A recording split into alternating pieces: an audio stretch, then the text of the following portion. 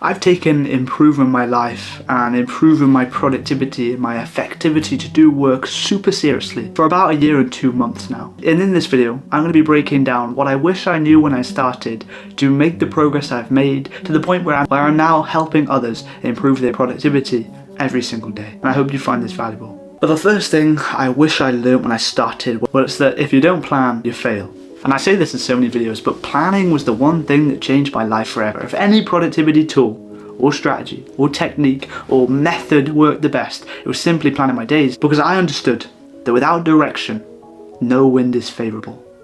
Without a destination, how on earth can you get?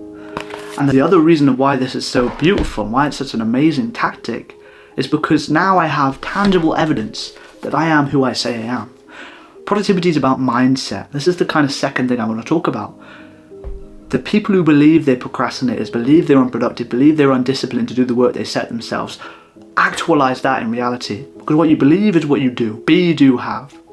Right? If you believe deep down internally inside your brain that you are a procrastinator, you're lazy, and you're unproductive, when you sit down to do the work, you've planted the seed of doubt and you will fail 9 times out of 10 because your self-image says it so. When you look in the mirror, and you see yourself as a failure, you become a failure in real life. Whereas if you shift your image to someone who is productive, disciplined, and driven to do every single day of their life, you become that person. That's why planning was so important, because now on the days where I procrastinate, because inevitably you end up in procrastination now and again, I can look to my planner and I can see the productivity rating down the bottom and see that on average, across the last 278 days of my life, I've averaged a 9 out of 10 in terms of productivity.